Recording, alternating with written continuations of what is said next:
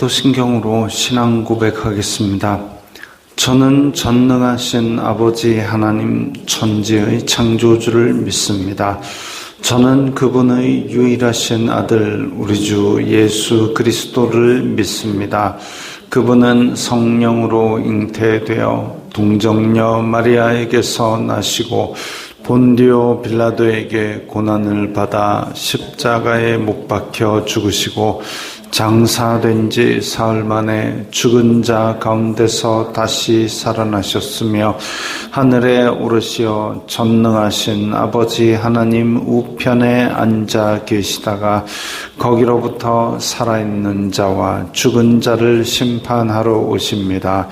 저는 성령을 믿으며 거룩한 공교회와 성도의 교제와 죄를 용서받는 것과 몸의 부활과 영생을 믿습니다. 아멘.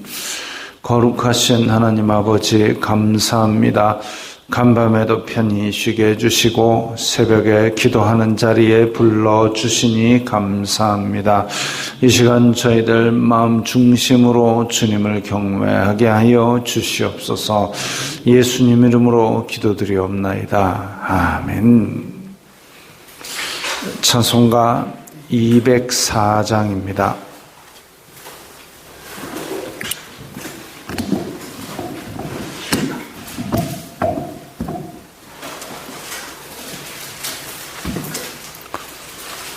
찬송가 204장입니다.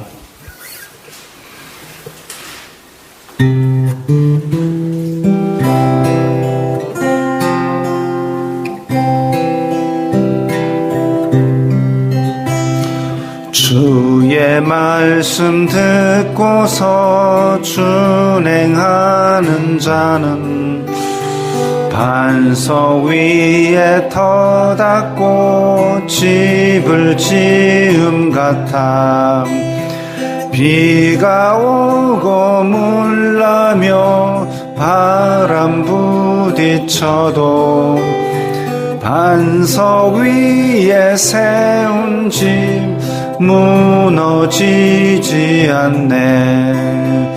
잘 짓고 잘 짓세 우리 집 잘 짓세 만세 반석 위에다 우리 집 잘 짓세 주의 말씀 듣고도 행치 않는 자는 모래 위에 터 닦고 집을 지음 같아 비가 오고 물 나며 바람 부딪힐 때 모래 위에 세운 집 크게 무너지네. 잘 짓고 잘 짓세 우리 집 잘 짓세 만세 반석 위에다 우리 집 잘 짓세 세상 모든 사람들 집을 짓는 자니 반석 위가 아니면 모래 위에 짓네. 우리 구주 오셔서 지은 상을 줄 때 세운 공로 따라서 영영상 벌 주리. 잘 짓고 잘 짓세 우리 집 잘 짓세 만세 반석 위에다 우리 집 잘 짓세.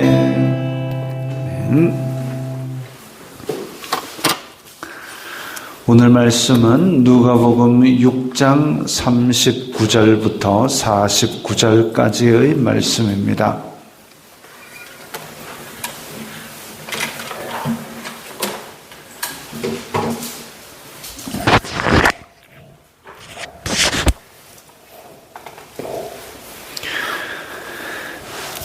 누가복음 6장 39절부터 49절까지의 말씀 함께 읽겠습니다.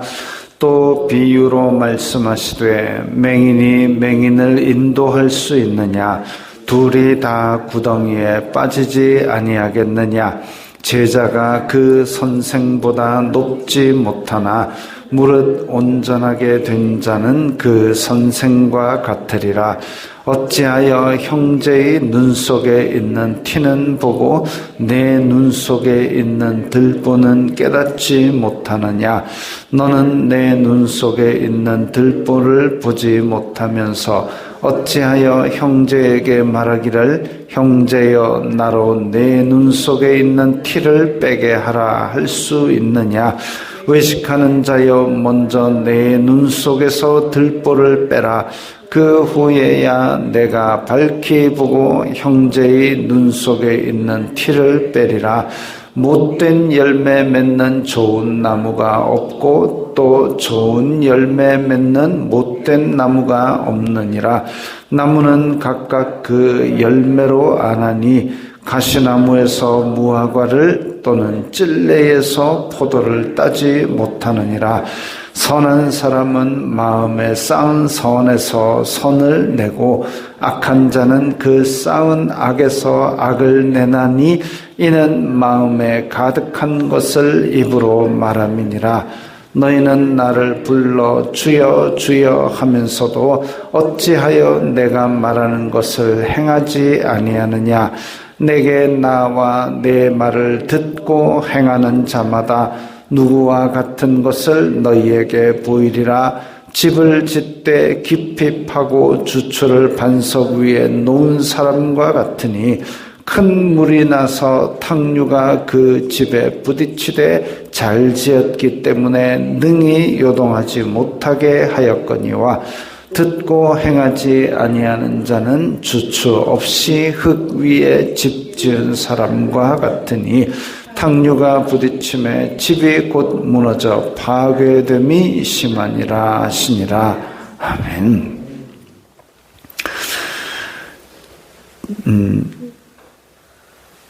이 오늘 말씀에서 이제 맹인이 맹인을 인도하면 둘 다 구덩이에 빠진다라고 말씀하셨습니다. 예수님을 자꾸 지적하고 또 예수님을 흠잡아가지고 그걸로 정죄하고 소송하려고 애를 쓰는 서기관과 바리새인들 같은 그런 선생들을 말합니다. 실제로 자기네들이 제대로 보는 것도 없으면서 백성들을 선동해서 지금 길을 보여주시는 예수님을 정죄하려고 하니까 그게 도대체 바른 것이냐? 행동이 없는 그야말로 겉껍데기만 경건하게 있는 그 사람들은 마치 자기도 보지 못하면서 다른 사람을 인도하는 그런 스승과 같다 그랬습니다. 제자가 그 선생보다 높지 못하나 무릇 온전하게 된 자는 그 선생과 같으리라. 온전하게 된 자는 그 선생과 같다는 얘기가 좀 번역이 매끄럽지가 않은데 선생과 제자 관계에 있어서 이 제자가 선생을 뛰어넘기가 쉽지가 않습니다. 그런데 온전하게 된 자, 즉 다 배운 자는 다 배워도 그 선생과 같은 수준인 거죠. 그러니까 선생이 10개를 갖고 있는데 제자가 그 10개를 다 알면 그 선생 밑으로 들어갈 이유가 없겠죠. 그런데 이 제자가 1개나 2개 가지고 그 선생 밑에 와서 온전하게 다 배워도 10개입니다. 10개. 온전하게 된 자는 그 선생과 같으리라. 그 말이 그거지요. 바리새인들이 서기관들이 백성을 지도한다고 이끄는 선생이라고 하지만 걔네들이 지금 아무것도 보지 못하기 때문에 백성들이 바리새인들 하는 걸 다 배워봐야 아무것도 보지 못하는 그 수준이다 이거죠.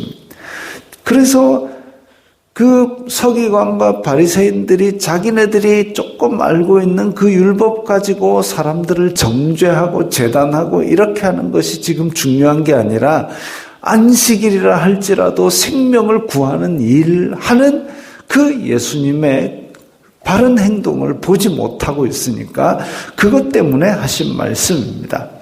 어찌하여 형제의 눈 속에 있는 티는 보고 눈 속에 있는 들보는 깨닫지 못하느냐. 남 정죄할 때 보면은 그야말로 촘촘한 그 채로 걸러내듯이 온갖 그 사소한 것들은 다 지금 찍어가지고 정죄를 하는데 정작 내 눈 속에 있는 들보 엄청나게 큰 결함을 자기는 지니고 있는데 그건 깨닫지 못하고 있다 이거죠. 지금 요즘 무슨 정치하는 사람들이 이쪽은 저쪽 공격하고 저쪽은 이쪽 공격하고 같은 패거리 안에서도 또 서로 막 공격하고 난리가 났습니다. 근데 정작 자기네들은 들보가 눈에 그득한데도 그걸 못 보고 상대방 하나 조그만 거 하나 가지고 그냥 깔치 뜯고 난리가 났는데 그런데 현혹되지 말아야 됩니다. 42절에 외식하는 자여 겉으로 꾸미기 좋아하는 자여 겉으로 꾸미면서 자기는 하나님을 가장 잘 섬기는 것 같이 그렇게 꾸미고 겉으로도 그렇게 율법을 지키면서 길 가다가 탁 서갖고 두 손 하늘로 들고 하나님이시여 하고 앉았지만 그 속에는 아는 거는 아무것도 없고 마음속에는 탐욕과 악독이 드글드글하다는 겁니다. 먼저 내 눈 속에서 들보를 빼라 그거죠. 들보를 가지고 뭐가 보이겠습니까? 아무것도 안 보이는 거죠. 그러고 나서야 제대로 보고 나서야 형제의 눈 속에 있는 티를 빼리라. 자기 눈 속에 들보가 가득한데 남의 눈 속에 티를 어째 보고 빼내겠습니까? 못된 열매 맺는 좋은 나무가 없고 좋은 열매 맺는 못된 나무가 없느니라. 그러면서 하신 말씀이 나무는 각각 그 열매로 아나니. 이 예수님의 말씀 중에 제가 자주 인용하는 겁니다. 나무는 각각 그 열매로 안다. 옛날 2002년 월드컵 때 박지성이라는 선수가 있었습니다. 박지성이라는 선수가 아주 월드컵 때 두각을 나타내어서 그래서 그 선수가 어디로 갔느냐면 영국의 프리미어리그 유럽에 있는 여러 리그가 있습니다. 그 중에도 아주 유명한 실력이 뛰어난 선수들이 모여가지고 아주 큰 리그가 있는데 영국의 프리미어 리그가 있고 그 다음에 뭐 독일의 리그가 있고 뭐 있습니다. 그 리그들이 또 다 모여서 유럽 챔피언을 또 결정하는 게 있고 그러니까 그게 월드컵보다 어떤 사람들은 더 재밌다고들 합니다. 왜냐하면 늘상 그 경기를 하는 사람들이 되나서 그래가지고 거기에 이 경기가 재밌으니까 많은 후원사가 돈을 대겠죠. 많은 후원사가 돈을 대니까 거기에 뛰는 사람들 중에 잘하는 사람은 연봉이 아주 높습니다. 제가 아주 오래전 통계지만 그 2002년 월드컵 때 프랑스 대표 선수였던 지단이라는 선수가 연봉이 뭐 900억인가 하여튼 엄청난 그때 당시 20년도 넘게 전에 900억이니까 지금은 제일 잘하는 선수가 얼마 받는지 모르겠습니다. 그 정도 되는 근데 이제 지단이라는 프랑스 선수가 예선전에서 우리나라하고 붙었는데 우리나라의 김남일이라는 수비 선수가 뒤집다 까가지고 이 지단이라는 선수가 자빠졌습니다. 그러니까 인터뷰를 할 때 물어봅니다. 이 지단 연봉이 얼마인 줄 아냐? 네가 그 사람 다치게 하면 어쩌냐? 하니까 김남일이 내 연봉에서 까라 그래. 뭐 이런 얘기를 했습니다. 어쨌든 그때 2002년에 굉장히 잘해가지고 두각을 나타냈던 박지성 선수가 영국 프리미어 리그에서 제일 잘한다는 팀으로 갔습니다. 거기서도 놀라운 활약을 벌였습니다. 뭐 2주에 50억인가를 받았대요. 엄청난 돈을 받고 갔죠. 잘했나 봅니다. 근데 그 선수를 이제 한국에 데리고 와가지고 인터뷰를 하는 것 중에 그게 있습니다. 지금 한국 리그에서 뛰는 선수 중에 그 뭐 누가 있는데 얘는 드리블하고 보고 오는 거를 보는데도 막지를 못한다. 엄청 잘하지 않느냐 하니까 박지성의 한 얘기가 걔가 그렇게 잘하면 자기 팀 맨체스터 유나이티드 걔가 그렇게 잘하면 맨유 왔겠지 라고 얘기를 합니다. 뭐냐면 그렇게 잘하면 안에서 그냥 그렇게 하는 것이 아니라 세계적인 스카우트들의 눈에 띄어가지고 아주 잘하는 팀으로 갔을 거라는 얘기죠. 그래서 나무는 각각 그 열매로 아나니 그 열매가 그렇게 뛰어나다면 그 나무에서 보여주는 겁니다. 나무가 우리는 나무에 뭐 참나무인지 사과나무인지 써놨습니까? 모릅니다. 근데 열매가 사과가 열리면 이거 사과나무구나 알 수 있는 거죠. 그런 것처럼 예수님께서는 아주 직관적인 비유로 말씀을 하셨습니다. 그가 바리새인이냐 서기관이냐 그게 중요한 게 아니다. 그가 맺는 열매가 뭔지 보면 그 사람이 누군지를 알 것이다. 사도 바울이 재판정 앞에 공회 앞에 섰습니다. 근데 누가 자꾸 정죄를 합니다. 정죄하는 그 꼬락서니를 보고 사도 바울이 디립다 소리를 지릅니다. 네 위선이 가득하고 말이지 했는데 야, 저 사람 대제사장이야. 대제사장인지 뭔지 모르고 볼 때는 그 사람의 말과 행동이 그 사람을 보여줍니다. 그래서 그 사람의 사악함을 지적했더니 대제사장이야. 나는 몰랐다. 우리도 마찬가지입니다. 우리가 예수님 믿는 줄 처음 보는 사람은 모릅니다. 그러나 우리가 열매를 어떤 열매를 맺느냐에 따라서 야, 저 사람은 예수님 보는 것 같다라는 얘기를 들을 수도 있고 아이고 사악하다라는 그런 얘기를 들을 수도 있습니다. 나무는 각각 그 열매로 아는 거지요. 선한 사람은 마음에 쌓은 선에서 선을 내고 악한 자는 마음에 쌓여 있는 것 중에서 악을 입으로 말합니다. 그러면 우리 속에 뭐가 가득 차느냐에 따라서 우리 입에서 나오는 것이 결정됩니다.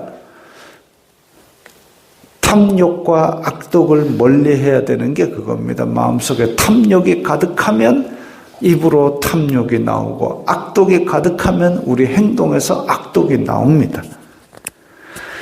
46절에 너희는 나를 불러 주여 주여 하면서도 선생님이 아니라 주여 주여 이건 주인이라고 부르면 절대적으로 그분을 따르고 그분이 다 옳다 이건데 어찌하여 내가 말하는 것을 행하지 아니하느냐.